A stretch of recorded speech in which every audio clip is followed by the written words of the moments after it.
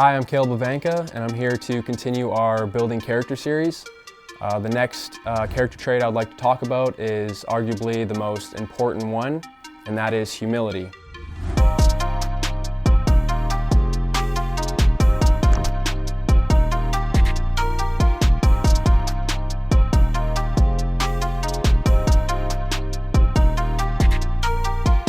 I believe this one is very important because I believe it holds up all the other character traits. If you picture a tree, humility is like the tree trunk, while all your other character traits are kind of like the branches connected to it.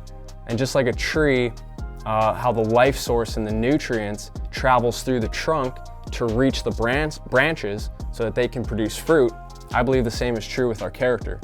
The life source of our character needs to travel through and filter through humility in order to reach our other character traits so that they can bear fruit. Mother Teresa, she said, humility is the mother of all virtues. In humility, in being humble, all your other virtues become real, they become alive. So if you have no humility, then you're kind of left with a bunch of dead branches, aka useless, lifeless character traits.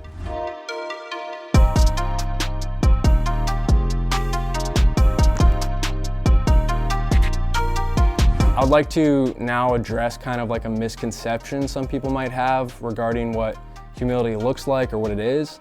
I know growing up, and to this day actually, people still kind of mistaken my confidence for pride.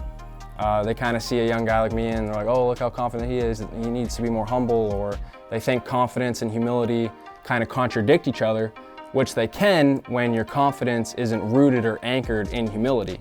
Then you can, it kind of flies off like a balloon into the sphere of pride.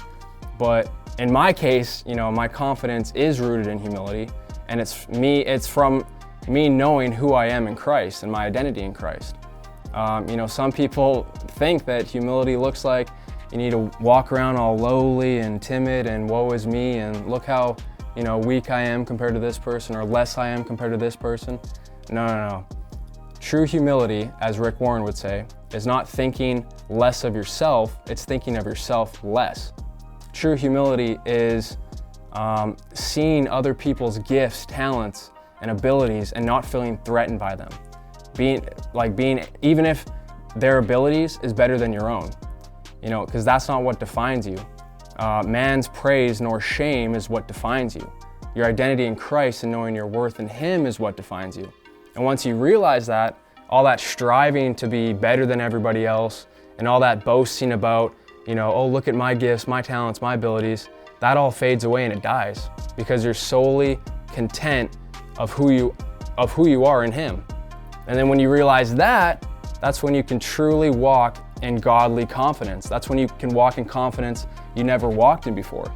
That's when you can walk in confidence that will last because it's rooted in humility.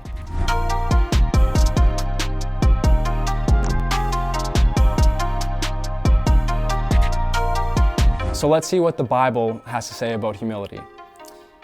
James 4:10, humble yourselves before the Lord and He will exalt you. Matthew 23:12, whoever exalts himself will be humbled, and whoever humbles himself will be exalted. And last one, 1 Peter 5:6, humble yourselves therefore under the mighty hand of God, so that at the proper time He may exalt you. So a big indicator to see whether or not someone is humble is to see whether or not they exalt themselves. Humility doesn't exalt itself. God exalts humility. And I believe God is looking for humble vessels for Him to exalt, to bring glory unto His name. And the question is, are me and you one of them? I want to leave you with a quote by the famous French philosopher Michel de Montaigne. On the highest throne in the world, we are seated still upon our own bottom, which means that even kings, celebrities, and the Pope sit on and use the toilet. Stay humble, my friends, and God bless.